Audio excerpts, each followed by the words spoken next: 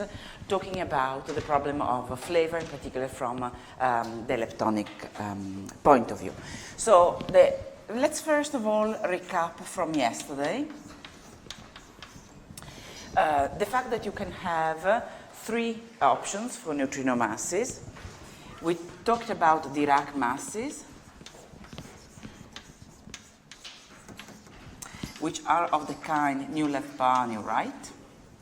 And let me call MD. Yesterday I used nu, but let's use MD. Majorana masses,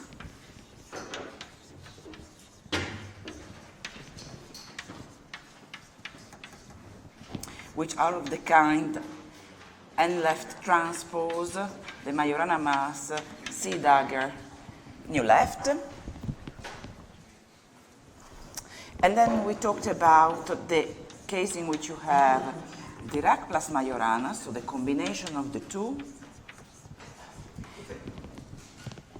But we still saw that you end up with Majorana neutrinos in that case as well. And in this case, you conserve Lepton number. In these cases, you don't. Here you have Dirac neutrinos. Here you have Majorana neutrinos. So the question we ask today is, how can I generate these mass terms in an SU2 conserving manner? So how can I extend the standard model Lagrangian in an SU2 and all gauge group conserving way, and then obtain these mass terms when SU2 is broken? So this is the outline of the lecture.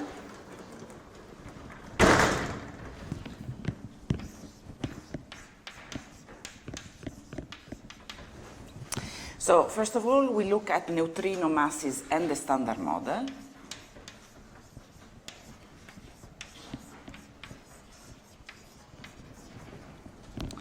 And then we go and look how to extend the standard model to obtain these masses. So we will look first of all how to generate Dirac masses. And I will discuss how many theorists, myself included, consider this not the favored way to explain neutrino masses. And then I will go and look at Majorana masses.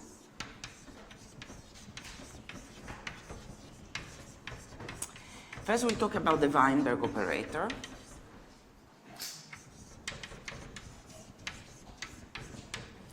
And then we see how to generate that. So we'll talk about the seesaw. I will spend a little bit of time about seesaw type 1 because this is considered the most standard way to generate neutrino masses, but it's not the only way. So a little bit more briefly, I will talk about other models of neutrino masses. I will talk, for example, about different types of seesaws. I will talk about radiative masses, etc., although I'll do that briefly. You should keep in mind that there are really hundreds of models of neutrino masses in the literature, which come into various classes.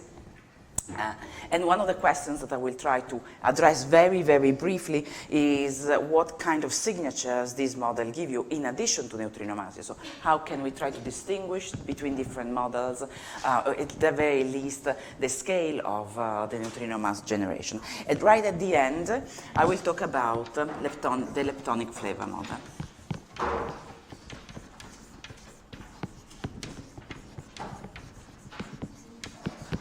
Problem, really.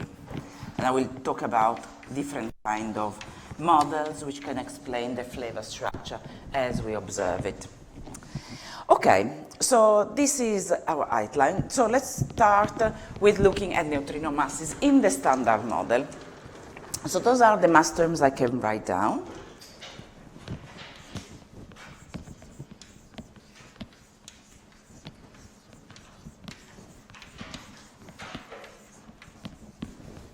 So let's first look at the first term, Dirac masses. Now, the standard model, in its kind of minimal definition, does not contain a right-handed neutrino because it has not been observed.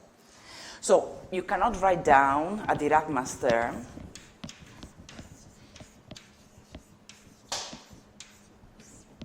because you don't have a right-handed neutrino.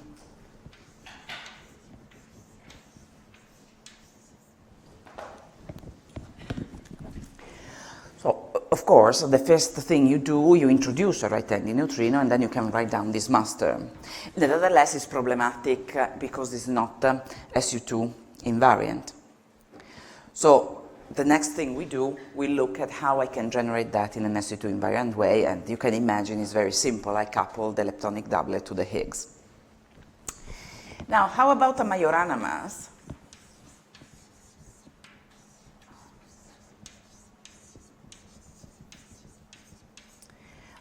We have written it there. It is of this kind.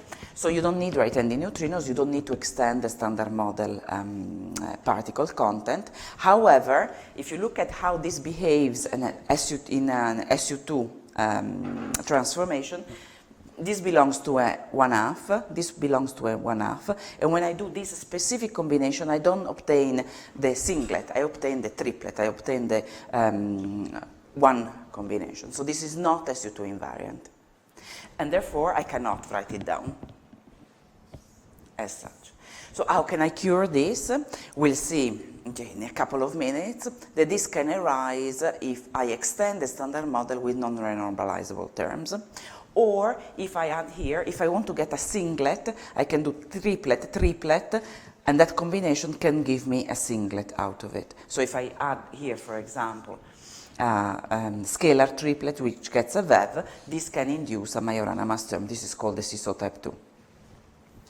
So, but without adding new ingredients to the standard model, you cannot obtain neutrino masses. That's why kind of my statement is that neutrino masses are the first and so far only particle physics evidence we have that the standard model is incomplete.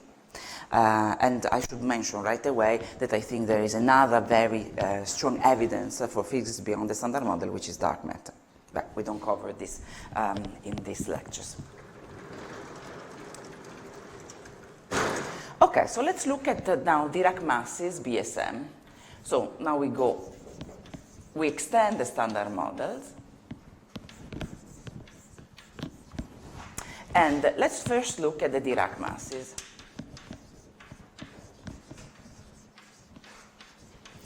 As I said, this is very simple. This is what you do for all the other fermions or the charged fermions. So you couple the doublet. Yeah. So I have an interaction term between the leptonic doublet and the Higgs, which I write like this with a coupling, which generically will be a 3×3 matrix. I have the leptonic doublet, nu left bar, E left, oh, let me call it L left, to indicate all the three fermions. And this will have L flavor index. And then I have the Higgs,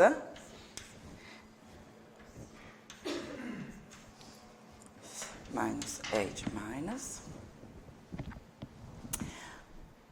And then I have the right-handed neutrino that I need to introduce in this case. Now here I just do the product. This will pick up a new left H0 term, and when the Higgs gets a VEV, this will give me a Majorana mass. Sorry, a Dirac mass. So I will have a term which is nu L left bar H0 star nu right plus Hermitian conjugate plus the rest, the interaction terms, for instance, with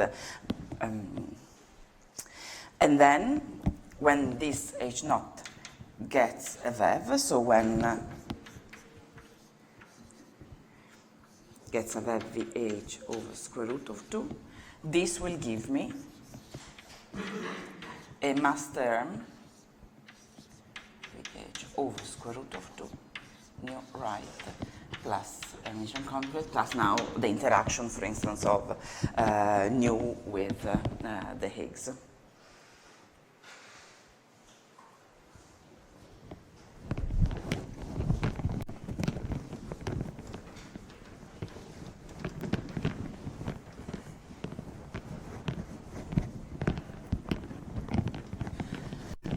So this is so far so good. I obtain in a perfectly consistent manner a Dirac mass, But where the problem arises is in the values of the coupling. So now let's look at the type of typical value of the coupling that you need. So the neutrino mass now is given by the coupling VH over square root of 2. Let's do it in just without the complication of multiple generations. Let's just look at the overall scale. So this will be sub EV, let's say 0.1 EV or below. So if I take this to be 0.1 EV, this tells me that this coupling is mu divided by VH, and let's just take me kind of order of magnitude. And this will be 0.1 EV divided by 10 to the 2 GeV. And then, therefore, here I get 10 to minus 10, 10 to minus 12. So, as a theorist, when I see a coupling which is 10 to the minus 12, I don't, I try to find the reason why the coupling should be so small. There are few attempts to do that, not many. For example, some of them work in extra dimensions, in which you try to reduce this coupling and explain its smallness. This is not the only reason why theorists find Dirac masses, not all theorists, but many theorists, not the best explanation of neutrino masses. The reason is that now you're giving masses in the same way you're giving masses to all the other charged fermions. Then why do you end up with a leptonic flavor structure which is very different from the quark structure? You would expect that if the mechanism, the origin of the masses is the same, you would expect some similar structure between the two. So small mixing angles, where you have large mixing angles in the lepton sector. So somehow this is a little bit at odds with this explanation. The other thing, you would expect to have a hierarchy of masses which is similar to what happens for the charged leptons and the quarks. So quite a hierarchical structure of masses. While here, you know, at most you have, even in the normal hierarchical spectrum, which is where you have the highest hierarchy of masses, the heaviest mass is 50 millielectron volts, and the second mass is 10 millielectron volts. You have a factor of 5. You don't have a factor of 100. So all these reasons, for me, points towards an explanation of neutrino masses which is not Dirac masses. Also because it's very natural and simple to find models in which you induce Majorana masses. And because the mechanism is different, you expect a different structure, which is what we observe. So now let's go and look at Majorana masses.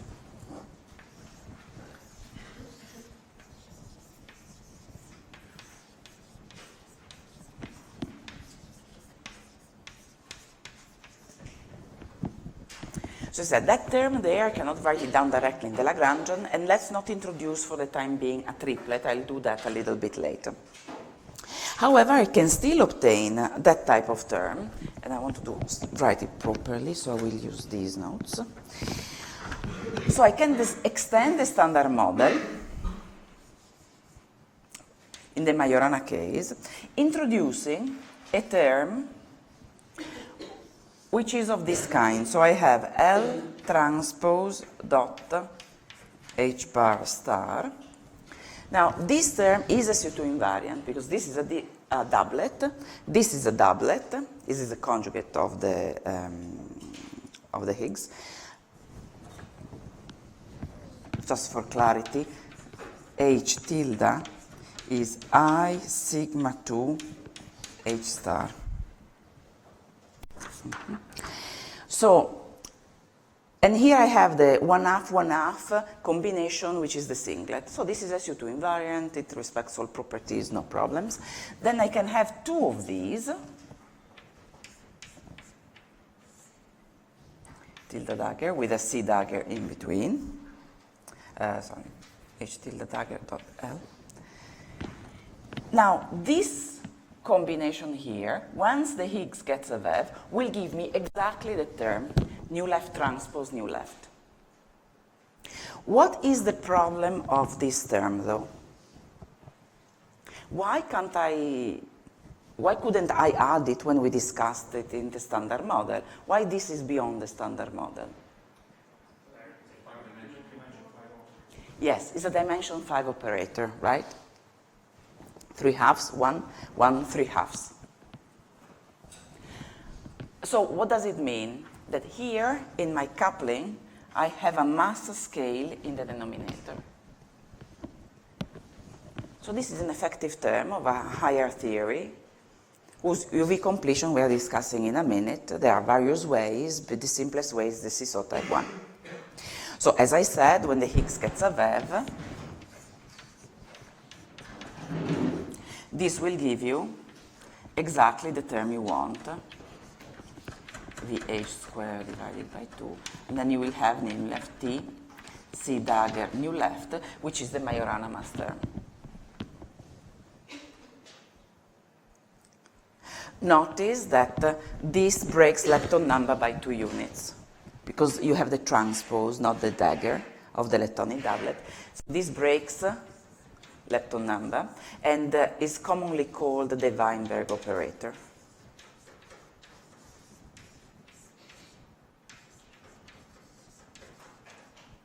Incidentally, this is the only dimension 5 operator that you can add to the standard model.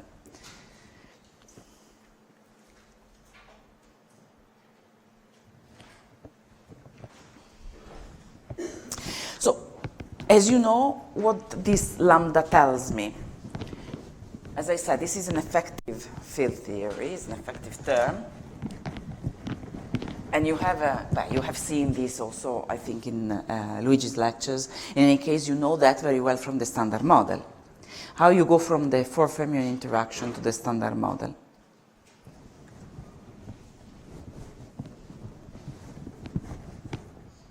What is the meaning of GF? In the 4 fermion interaction, this is a dimension 6 operator, right? And you have a coupling here, GF, which has dimensions of mass to the minus 2. And the meaning of this operator is that when I go to higher energies and I look at the UV completed theory, indeed I have the exchange of a W or a Z. And GF inherits the mass squared dependence in the propagator of the W. This is clear. This you know, right, from the standard model. So here we are looking at the same thing. We are looking at a dimension 5 interaction, where the coupling is 1 over lambda. And what I want to see is the UV completion of this. So what I can exchange in this vertex, which will give me at low energy that term. And there are 3 possible ways to open up this operator. So what we should look is at the fermionic and scalar, so the Lorentz structure and the SU2 structure. So here I have my nu left, Higgs, Higgs. So first of all, I can consider this case, nu left, Higgs, nu left, Higgs. Now, what will be the spin of the particle in between? Spin 1/2, right? Because it's spin 1/2, spin 0. So it's a spin 1/2. So it's a fermion. And what is the SU2 charge of the particle in between?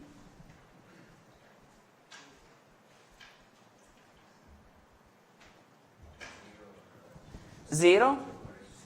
Yes, 0,3. So the first case, I have a fermionic singlet.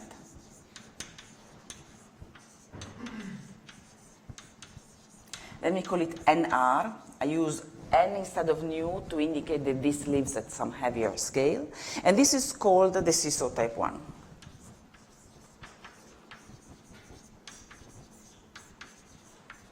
This is the most studied case by far, for a variety of reasons, which I'll come to in a minute. Now, what I can do is also, I can exchange still the fermion, but the triplet combination of those, and this is called the CISO type 3. So now I have the fermion triplet,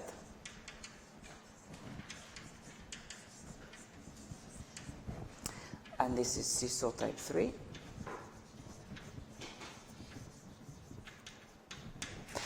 And I can pick up the different Lorentz structure. So I can have new left. So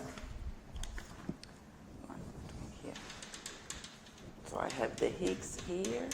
I have the new left here. And I'm picking up the scalar in between. So this is a scalar triplet.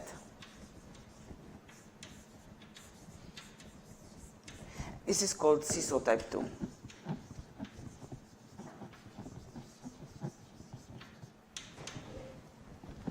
There are pros and cons in all these models. Here I'm dealing with SU2 triplets, which means particles which cannot be too heavy. They need to be in the TeV scale. Here instead I can go to much heavier masses, and then it's easier to explain the smallest of neutrino masses, but I lose any way to test this directly. So the one I want to look at a little bit more in detail is the CISO type 1, because I said this is the kind of the most studied mechanism to generate neutrino masses.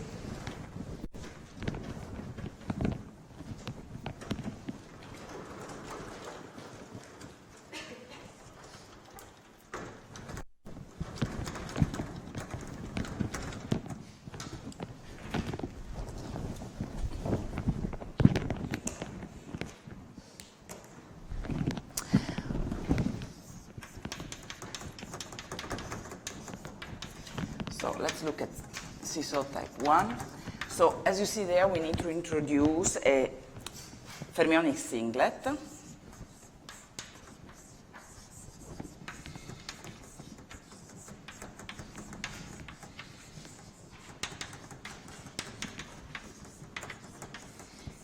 Singlet with respect to SU2. People call it also a sterile neutrino.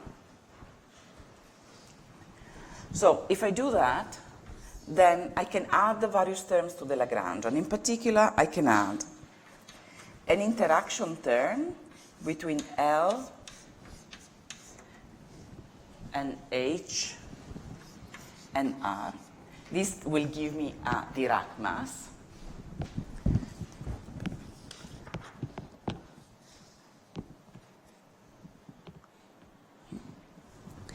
And then I will have a Majorana mass term for NR. Now, this is a key point, really. Now, this is a fermionic singlet, and in the Lagrangian, you have to write down all the terms which are allowed by your gauge symmetries. So, your symmetries in general. So, if I impose Lepton number, then that's it, and I end up with Dirac masses. If I don't impose Lepton number as a symmetry, then I have no choice. I have to write down a mass term for NR, unless I impose some other symmetry. And this means that I will have to add plus 1/2 NR T C dagger NR with a mass, let me call it MR.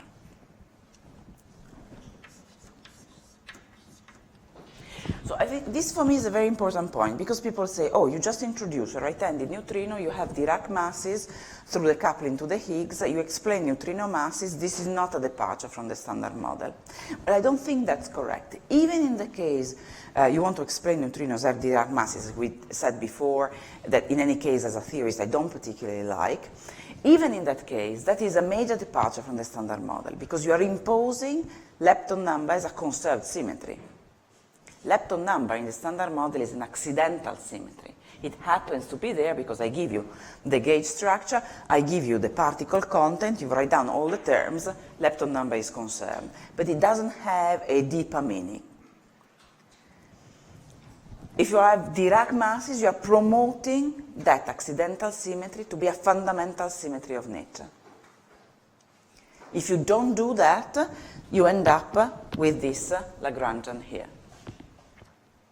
And when the Higgs gets a VEV,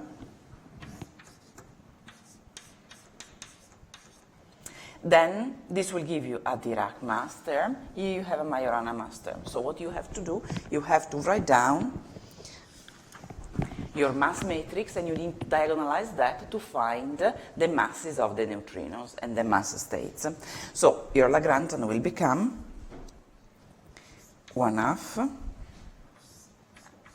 Let me write it properly. So it's a n left C transpose, n right transpose, C dagger, 0, MD, MD transpose MR, nu left C, n right, plus the emission conjugate.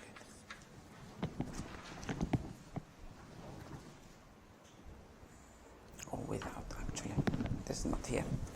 Oh, that's it. So this is the Lagrangian you obtain once the Higgs gets a VEV. So this MD is y nu VH over square root of 2, as we discussed a minute ago.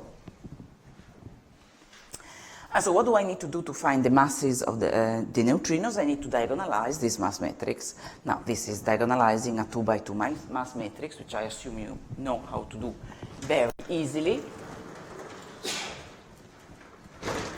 I mean, is that so, or do you want me to do it on the board? No, I don't think so. So the two values for the masses that you obtain will be your MR. This is for one generation.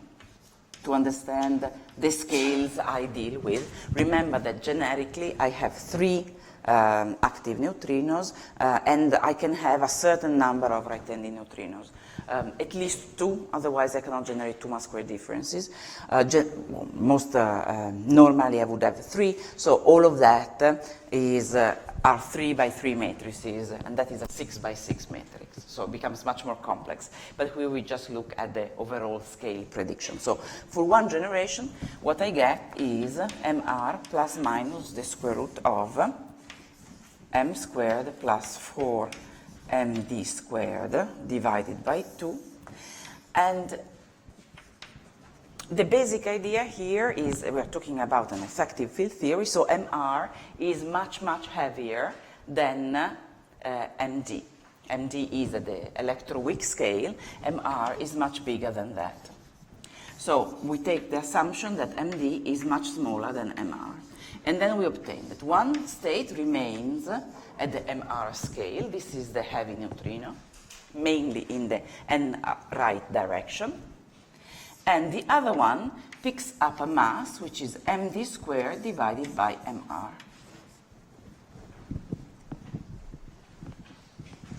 And these are the light neutrinos. So let's make a kind of a estimate of what I can get if I put in, so md squared over mr. So let's say that I put values for the Dirac masses like all the other fermions. So let's say a tau, so GV. If I have here GV squared and I take a scale gut-like, so let's say 10 to the 10 GV, well, here I get exactly the 0.1 EV that I want. So, and this is the reason why many theorists like this explanation, because it provides a very natural way to obtain small neutrino masses. You don't need to invoke small couplings. You can have Yukawa couplings of the same order as the other charged fermions, but you suppress the neutrino mass because of this very heavy scale, MR.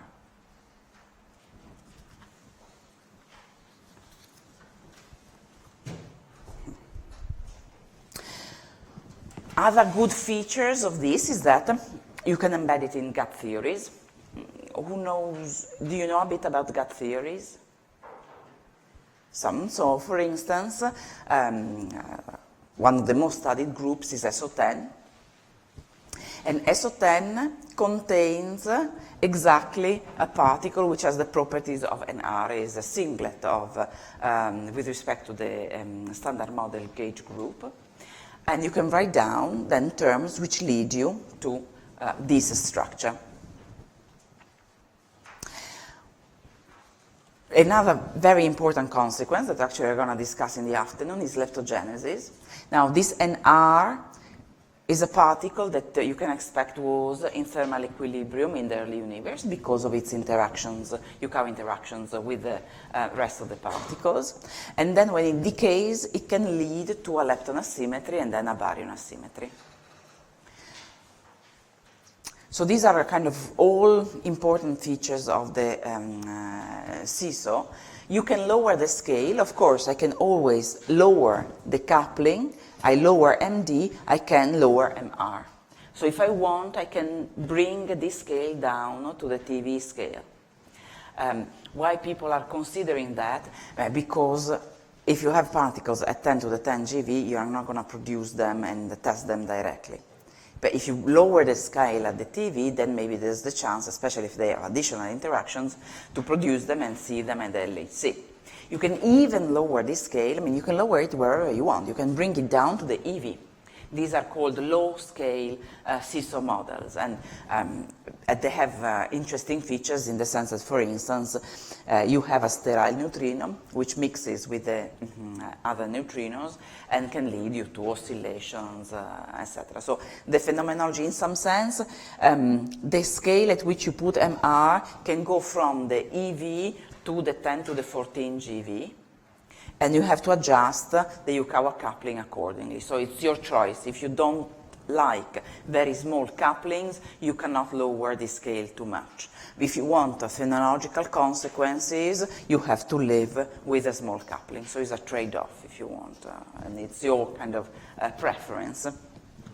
Till we don't have some experimental indication which points us toward a specific scale for the origin of neutrino masses.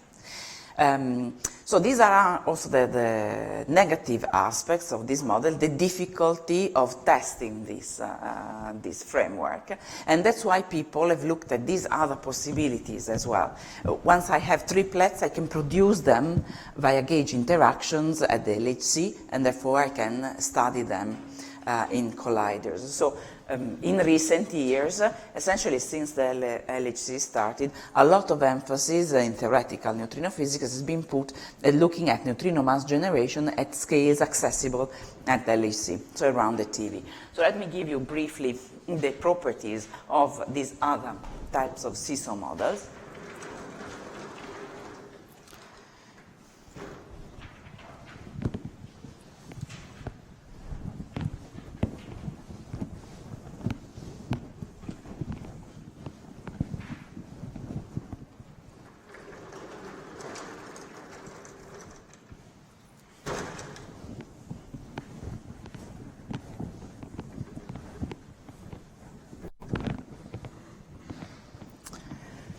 So in seesaw type 2,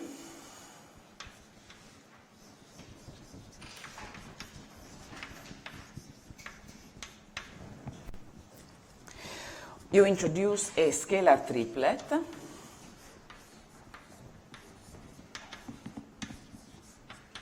let's call it delta, and determine the Lagrangian that you've written down needs to be a C2 invariant, so it will have a coupling, let's call it Y delta. And then you have L transpose, C dagger, sigma I, where these are the polymatrices, delta I, L. When delta gets a VEV,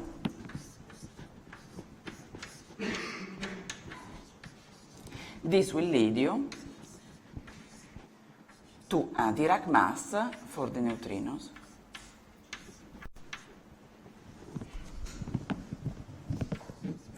V delta, your left. Now, So the positive aspect of these models is its testability. You have a scalar triplet, and there's plenty of searches for scalar triplets at the LHC. The downside, if you want, is that you need to have either a very tiny coupling or a very small VEV for the triplet in order to explain the smallness of neutrino masses.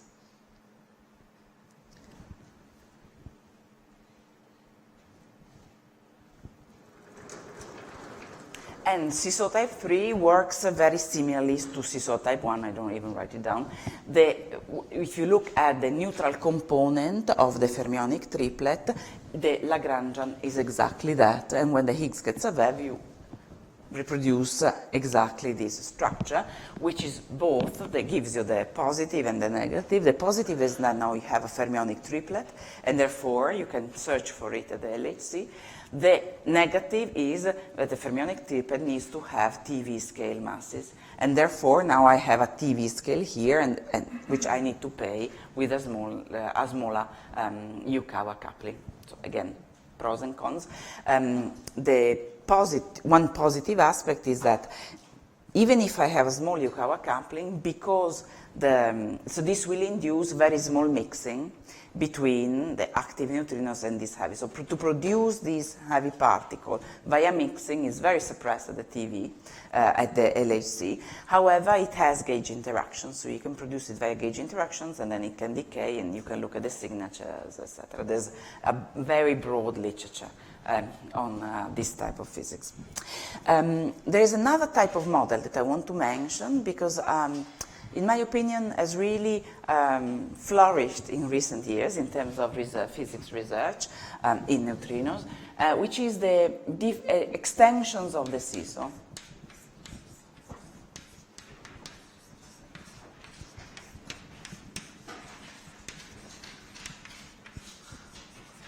And the idea is that you introduce not just one,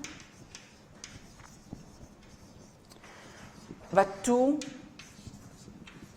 sterile neutrinos. Sterile neutrino is simply a fermionic singlet, nothing else. So I introduce two fermionic singlets. And from a kind of conceptual point of view, is somewhat interesting. You can think of a new sector, which includes these particles, which can have new interactions, etc. And then you have a particle which talks to the standard model and talks to the new sector, a kind of mediator between the two. This is one way to look at it. What is interesting is that now, because I have two of them, I can write down a much more complex Lagrangian. So I can have a Yukawa coupling between L, H, and R, and a Yukawa coupling prime between L, H, and N2. Sorry, I call it S there. Then I can have a mass term between N1 and N2, NS and NR.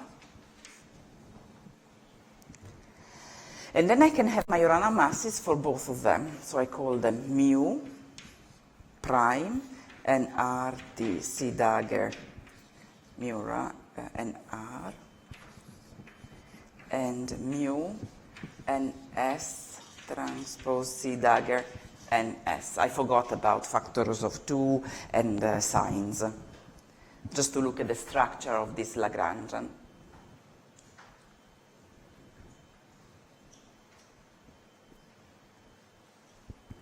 When the Higgs gets a VEV, I will get a mass matrix that then I need to diagonalize, which is given here.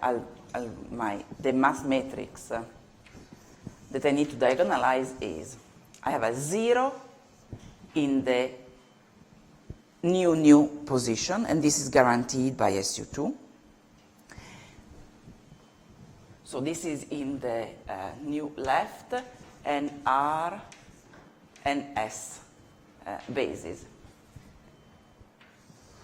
Then here I have the YVH, let's call it MD. Then here I will have the new an S term, which comes from there, md prime. On the diagonal, I have mu prime and mu. And here I have this mass term here, lambda, lambda. Doing just one generation, so I don't have transpose either. What I find particularly interesting of these models is that you can look at it from the point of view of the conservation of knot of Lepton number.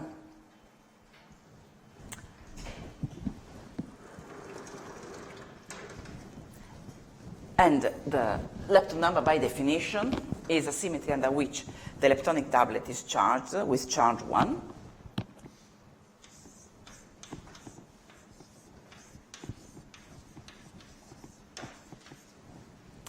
So we charge L, or nu left if you want, with +1. How about an R and an S? Now this is a completely my choice. And based on this choice, I will end up with different models. So if I want to allow that Yukawa term there, the first one, then I need to charge this with a +1.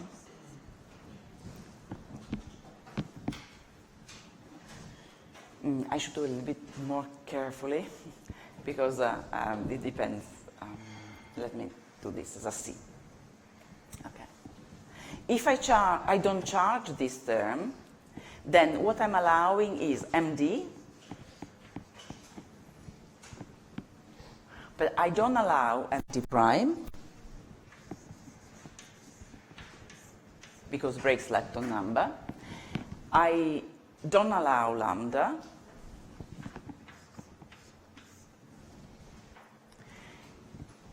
I don't allow mu prime, but I allow mu.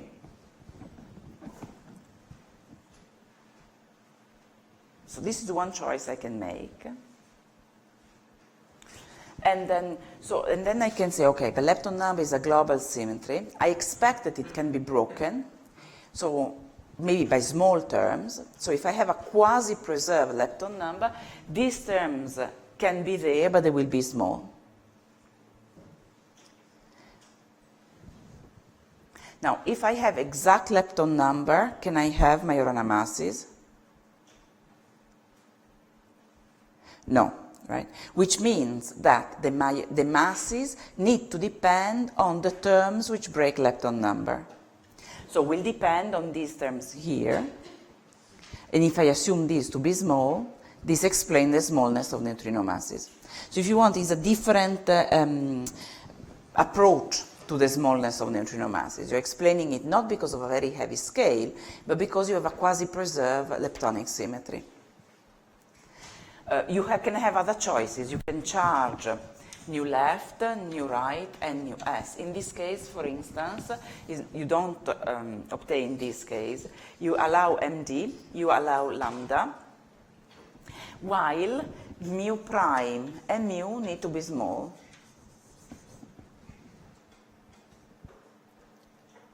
This is, for instance, will lead you to the inverse seesaw case. So of this mass matrix, there are three limiting cases, which are very studied. One is the case in which these terms are small, these terms are sizable, and then the neutrino mass, for example, in the inverse seesaw,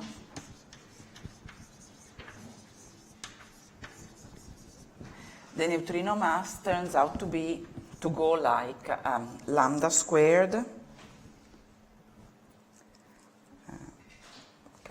the value of the Higgs squared divided by, lambda squared, sorry, is in the denominator, V squared, and then I have the small parameter mu and Y nu squared. So you have MD, lambda, and this mu term. The smallest of neutrino masses is not due to these terms here, is due to mu. In the Toft sense, this is natural. The Toft naturalness condition tells you that if you put a parameter to 0, you restore symmetry. Now, if I put the mu parameter to 0, I restore Lepton number. So this is natural. It's a natural explanation of the smallness of neutrino masses. There are other cases in which you put mu to 0 and you have the mu prime term. That is called extended seesaw. And then you have the linear seesaw in which you switch on instead the MD prime terms. The reason why people have looked at these models in more detail recently is because as now I have large Yukawas, now I can produce them at the LHC. So I can lower the scale here at the TV or even below if I want. And I can have large Yukawa couplings, and therefore I can have a significant phenomenology at the LHC. You can look at them, they will have large mixings, and therefore they can be produced, they can decay, you can search for these particles. That's why kind of recently there's been a lot of interest in this kind of extended seesaw models.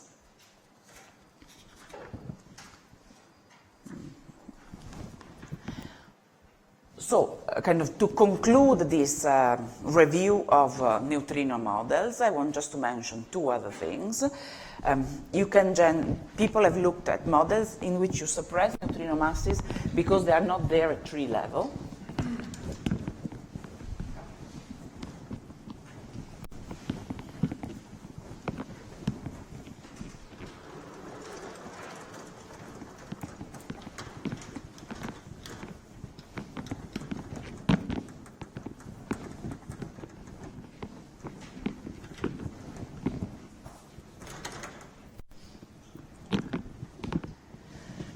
So these are radiative mass models.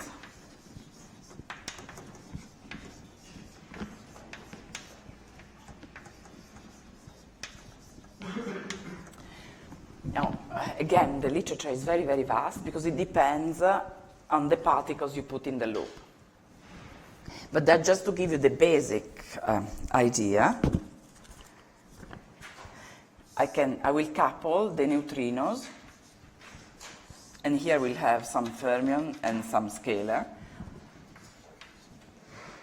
And this will induce neutrino masses, which will go as the coupling that you have.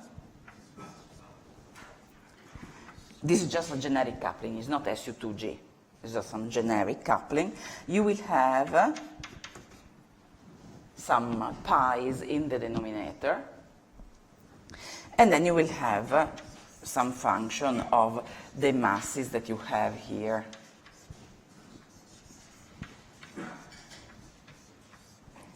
And this kind of gives you a factor of reduction of roughly 100, which is not, if you're thinking in terms of neutrino masses, you need significantly more suppression. So you can think of having small couplings, you can lower the scale, you can go to 2 loops, you can even go to 3 loops, and then kind of you increase the level of suppression. And all of these, what they do, it lowers the scale of the neutrino mass generation. And if you lower it enough, you can make it accessible in experiments. So there's been a lot of interest in this type of models as well. And I will just mention, without further details, that you can do neutrino masses also in supersymmetry the moment you break R parity. R parity conserves lepton number, so I need to break that with small terms, but somehow, as we have not observed supersymmetry at the moment, this has kind of lost a little bit of appeal in recent years. Okay, should we do 5 minutes of break and then I have another half an hour, right? You cannot check it directly. And proton decay, that would give you a strong indication towards a new scale, a very high scale, and then in that case you could expect that maybe neutrinos can be, and neutrino masses can be embedded in the same framework, but not necessarily. And then you can be down here, and then you can try to access directly the particles involved in the neutrino mass generation.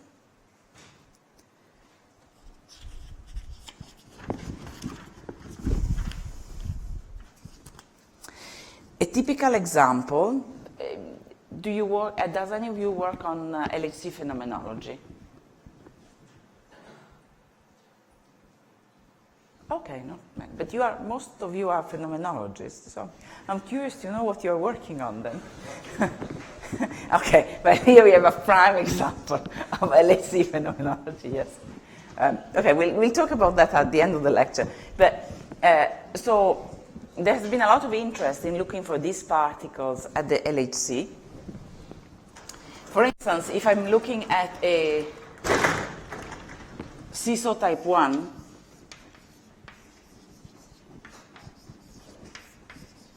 at the TV, and I look at its signatures, first of all, you want to produce the heavy neutrino, and you can do that via mixing. So, for example, I have a quark interaction, I produce a W, and now here I have a lepton, and via mixing, here I have the active neutrino, but I will produce the heavy state via mixing. This is the TV scale state. And once I produce it, I can look for its decays. So this, again, will decay, again, via mixing, for example, via the W. And here you could have jets, for example. So this is a typical signature.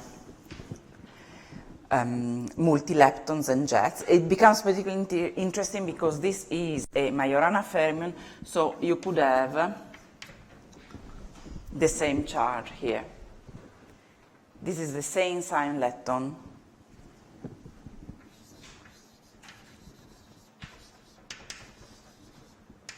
Dileptons with no missing energy.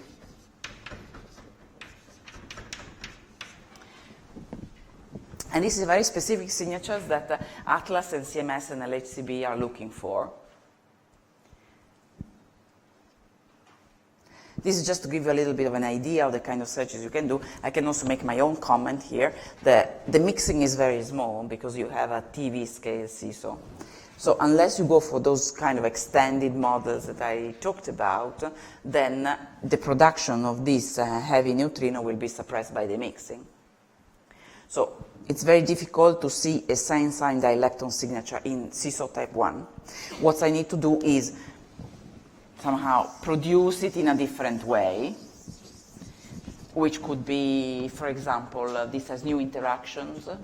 You introduce a new U1, for example. This could be charged under the new U1, and then you could produce it from the interactions of the new Z prime. Or you are in a seesaw type 3, then it has gauge interaction, you produce it in that way. And then in that case, you can have signatures which are more interesting. So the two main ways to search for these type of models at the LHC is looking for lepton number violation and lepton flavor violation, because the standard model doesn't induce either. Lepton number is conserved in the standard model, and flavor is conserved in the standard model. We know that flavor is violated in the lepton sector because of neutrino masses, but neutrino masses are tiny. Therefore, you don't expect lepton flavor violating backgrounds from the standard model plus neutrino masses. And so this is a way to reduce backgrounds very significantly. And again, I mean, if any of you is interested, I can provide you some nice reviews and the latest results. But this is kind of one way of searching for these particles. And there is another way that I want to mention, at least to test these kind of models, which is charge lepton flavor violation. So what I have in mind is processes like mu into E gamma, mu into 3E. So processes in which you violate leptonic flavor. Again, these are not allowed by the standard model. And even if I introduce neutrino masses, then these effects will be controlled by the smallness of neutrino masses. In particular, if I look, for instance, at mu into E gamma, what I'm looking is at the mu, the electron, and here I can exchange the neutrino, and here I have the W and the gamma. But if I go and compute the branching ratio for this process,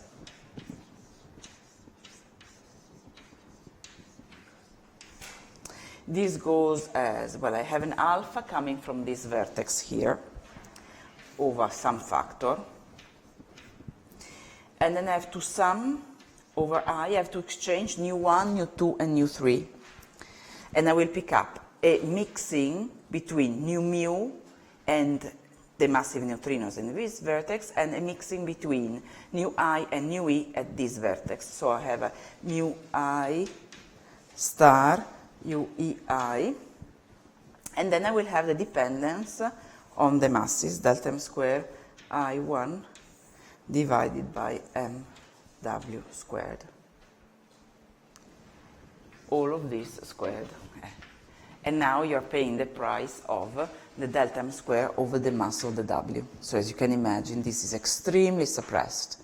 So it's non-zero because neutrino masses violate leptonic flavor, but it's very, very, very suppressed. In fact, this is of the order of 10 to the minus 50. So, or 53 to be precise. There.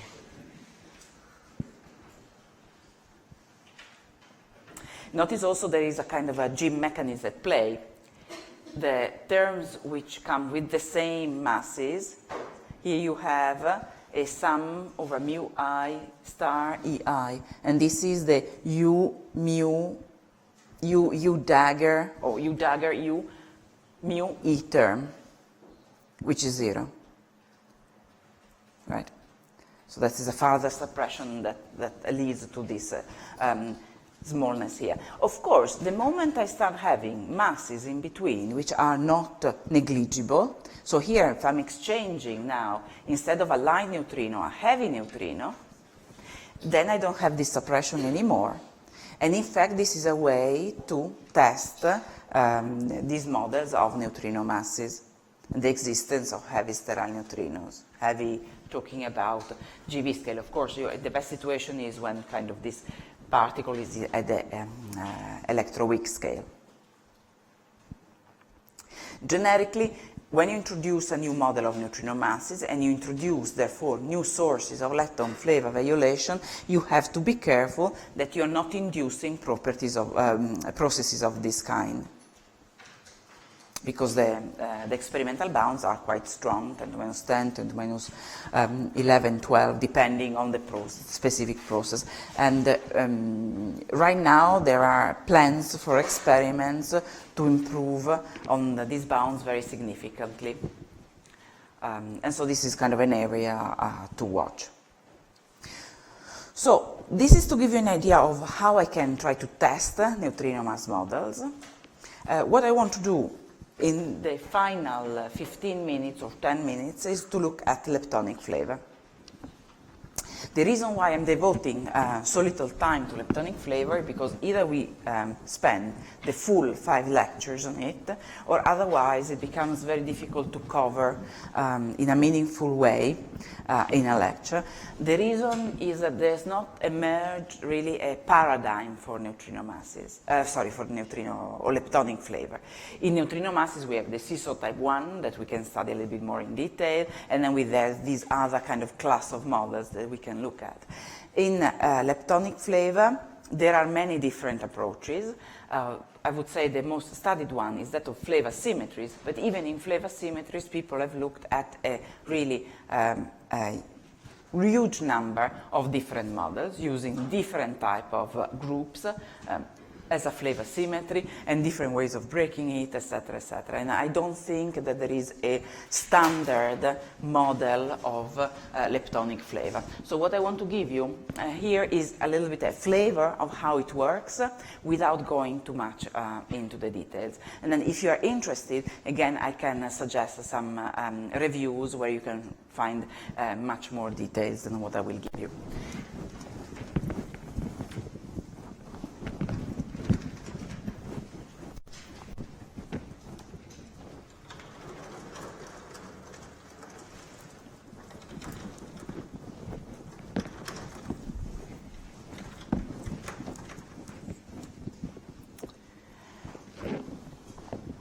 So let's look at leptonic flavor.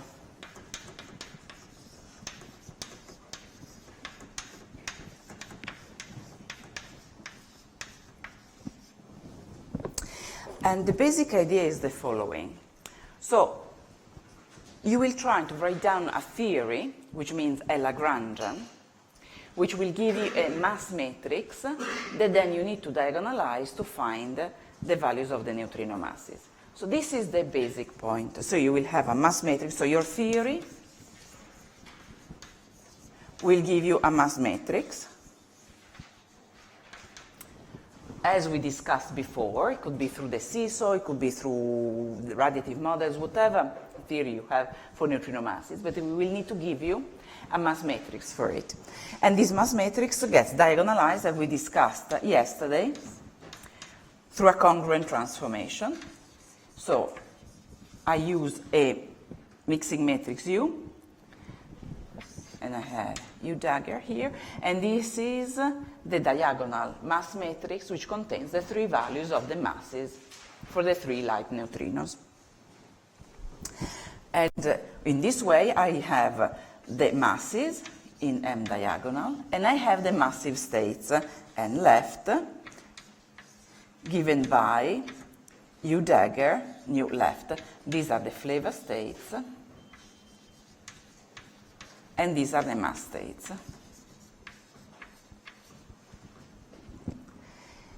Now, you remember that in the Lagrangian, you express the standard model charge current Lagrangian in terms of the flavor states, and then I express them in terms of the mass states, and that mixing is the one which goes into neutrino oscillations.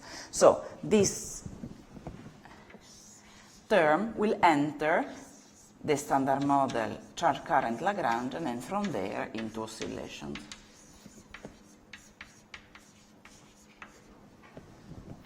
And so the various mixing angles that I measure and the phases.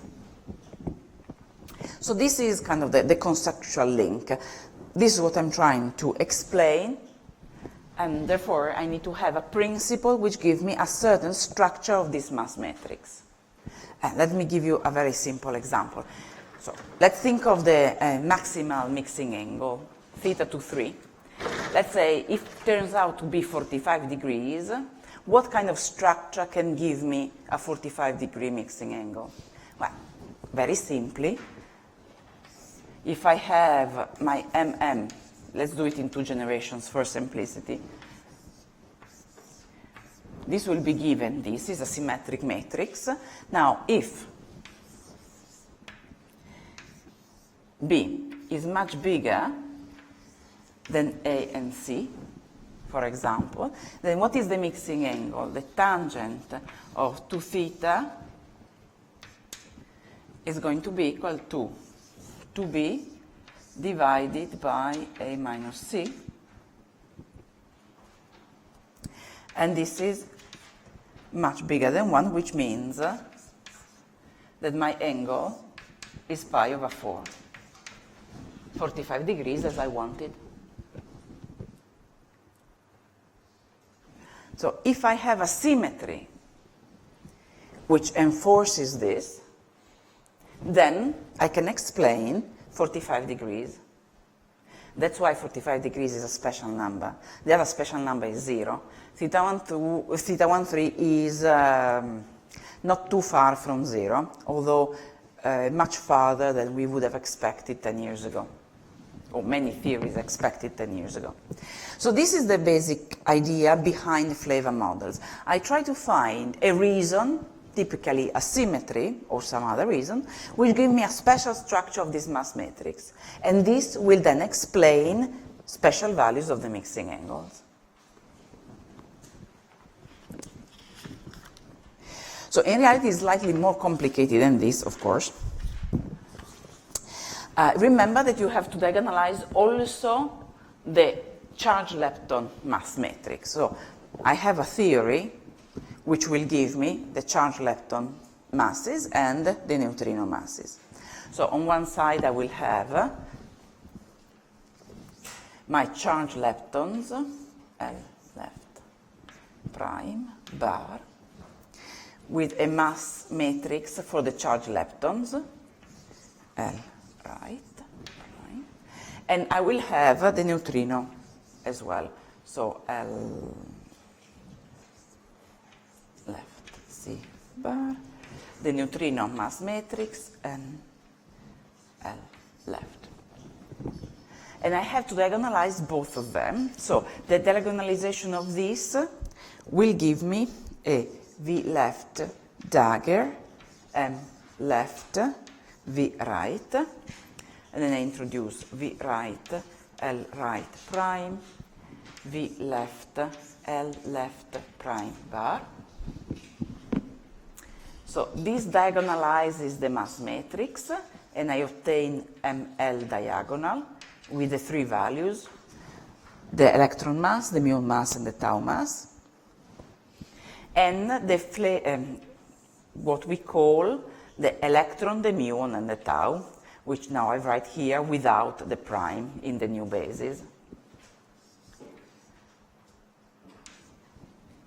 So where this is V right, L right prime. And similarly for the left component. And I do have the similar here. This will be U dagger transpose M nu. I've used just the transpose. M nu, U nu. And then I have a U nu dagger, nu L left. And here I have a U star and L left C bar. This gives me the diagonal matrix for the neutrino, M nu diagonal. And these are the massive states, NL and NLC bar.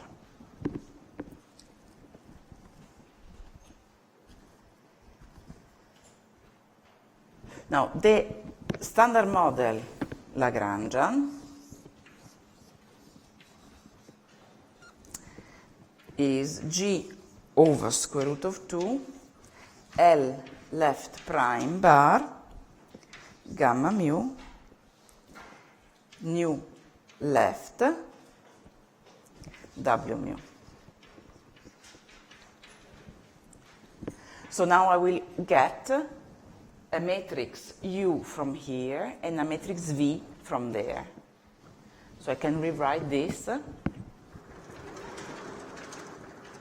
Now in the mass basis, both of the charged leptons, which is the leptons we call E mu and tau, and for the neutrinos. So this will be G over square root of 2 L left bar gamma mu. And then I have a V left dagger, U nu, N left.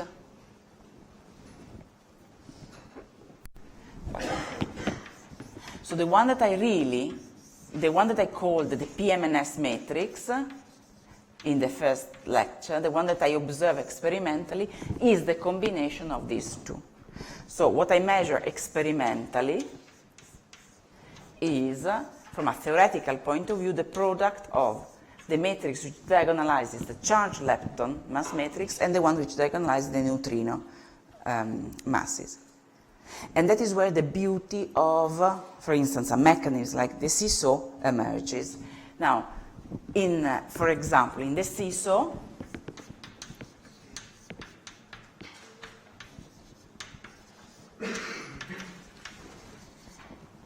the origin of the charged leptons and the neutrino masses is different. The charged leptons is the Yukawa coupling to the Higgs. For the neutrinos, you have the seesaw mechanism. And this can easily lead you to different V left and Y nu. And because of this, then it is somewhat, you can expect to obtain a mixing with a structure which is different from what you have in the quarks, in particular, a structure which leads you to large mixing angles. So this is just conceptually, but so that's why a lot of people who work in this field consider these Majorana masses somewhat a good way of thinking about the flavor problem as well, because it can lead you to a structure for the mixing angles which is different from what you have in the quark sector. This is just conceptually. Then when you try to implement it in concrete models, it becomes much more complex. So, as I said, what you need to do is to have a special structure for, now, the charge lepton mass matrix and the neutrino mass matrix. So, and people have looked at a variety of things, going from the idea of anarchy, just that all the elements in the mass matrix are of the same order. If you diagonalize a matrix like that, you tend to end up with some mixing angles which are large. So it's a very kind of, if you want, simple explanation, but at the same time it has no predictivity. So you cannot really predict why you would end up with a value of 45 degrees, etc. But it's something that people have studied. At the opposite, if you want, conceptually, is the idea of flavor, of a symmetry which imposes certain elements to be equal or to have special values. Maybe I'll give you just one example, which is that of a mu-tau symmetry.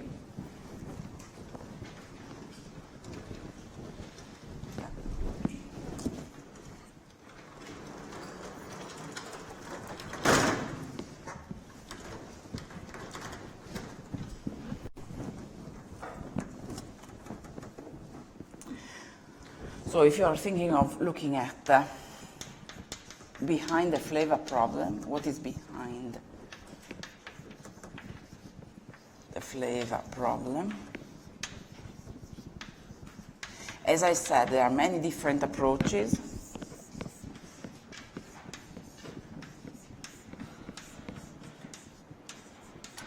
But the one that is most studied is the one of flavor symmetries.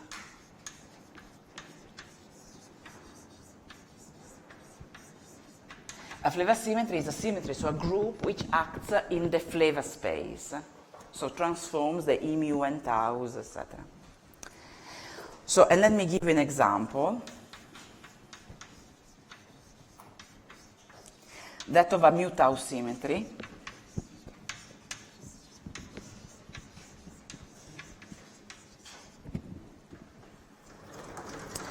And let's do a 2x2 case. So the mass matrix in the mu-tau sector,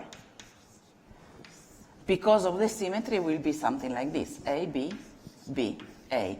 These two terms need to be equal because of the symmetry. Mu and tau need to behave in the same way, and therefore these two terms are the same, which means immediately that the tangent to theta is infinite and theta is 45 degrees, or 5 or 4. So you see immediately how a symmetry leads to these special values of the mixing angles. This is the simplest example. There are, as I said, the literature is really full of many, many different models. Many of these models include or use discrete symmetries.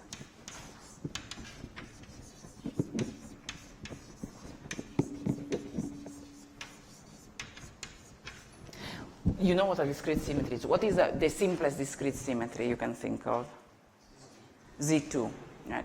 But then you have many others. You have permutations of 3, 4 elements, even permutations, odd permutations, and many other. So are all groups with a finite number of elements, and somehow they turn out to give you a good explanation for the values of the mixing angles we observe. So people have looked at typical ones are A4, S4, S5, A5, and many, many, many, many others. And to respect that condition there, what you do, you break this symmetry in a different way in the charge lepton and in the neutrino sector. This will lead you to two matrices which don't annihilate each other and will lead you to the structure you observe. we don't really have time to go into the details, but as I said, the literature is so full of models that really picking up one to discuss more in detail is somewhat arbitrary. Although if I have to pick one, probably I would do A4, which is one of the most studied ones. I have to say that when we discovered that theta 12 is around 9 degrees, this was kind of a moment of tension in all this endeavor, because many of these models would lead you naturally to theta 13 equal to 0. That's a rather special value. So at that point, well, the first thing you can do is perturb your model, break the symmetry, and introduce large perturbations to obtain a value which is 9 degrees instead of 0. But 9 degrees is quite a sizable value, so you need to introduce perturbations which are quite large, and at that moment you have to ask yourself if this framework is still valid or should be abandoned, and you can look at different symmetries. So since 2012, in this area of research, a lot of emphasis has been put into models which respect symmetries but don't lead to theta 13 equal to 0, lead to theta 13 as we observe. The key information that we will want is to know how close theta 23 is to 45 degrees. That's another very important element, because this will tell you how well you have, or how much you have to perturb your models to explain the value of theta 23. So that's why I find that to be a very important information in the future experiments. This is something that we have to wait quite some time before knowing quite precisely.